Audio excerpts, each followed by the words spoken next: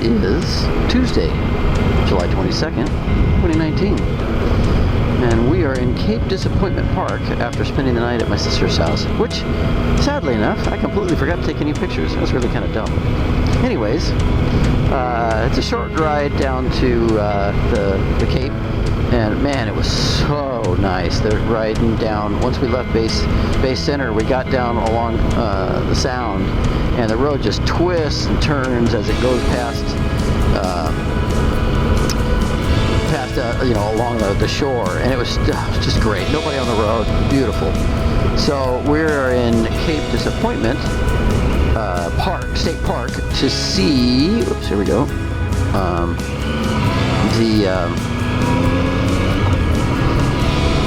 The southwest corner of the state.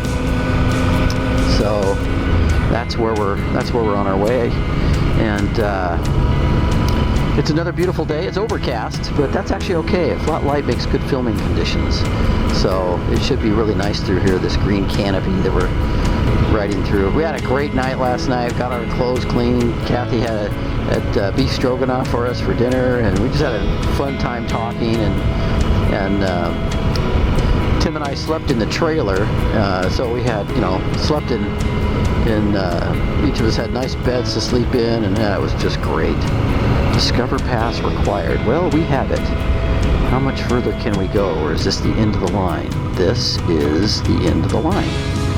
So I'm going to park right here, and then I'm going to stop the camera, and we'll go take a look as we go hiking.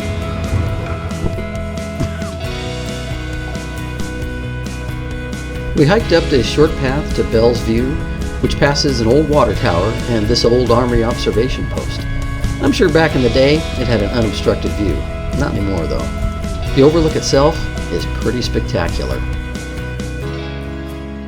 Leaving there, we took a short jaunt over to the North Head Lighthouse, which unfortunately was closed. There was a little store nearby where I thought I might buy a nice sticker for my top case, but it never opened despite the sign saying it was going to. Tim and I sat and were entertained by this mama bird feeding her 4 hungry babies.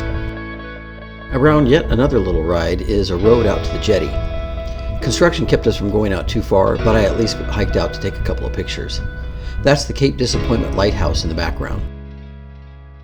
We left there and rode to the tiny little parking lot that leads to the Lighthouse and Interpretive Center. It's built on the same location where there used to be a couple of World War I gun batteries. This picture is from the center looking towards the lighthouse.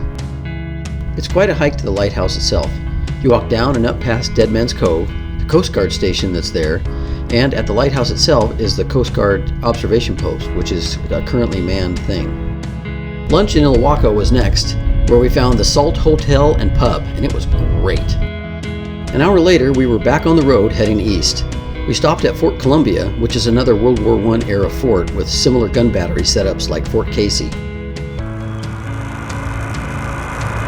We're heading east on 401, passing through Megler, Napton, and Nacelle. But we took this slight detour while riding along the Grays River. I had done a bit of reading before the trip, looking for interesting things to see. This was definitely one of them.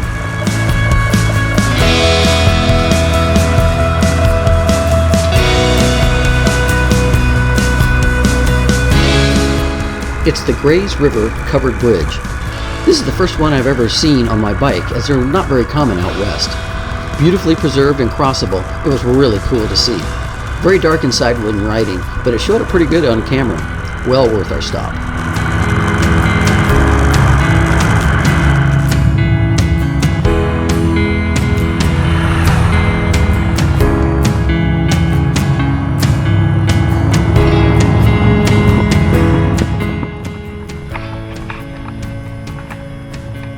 Grays River Covered Bridge.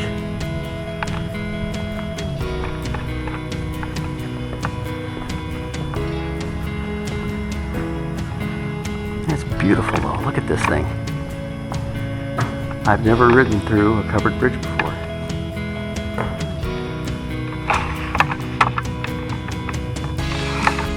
That's very cool. Definitely worth the stop. By now, it was about 4 p.m., and we needed to make some tracks to get closer to Mount St. Helens.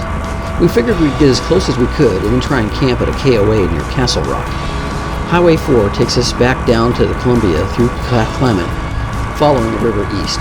Near Eagle Cliff, however, we got stopped by traffic due to a fatal accident further up the road, which is horrible to hear about.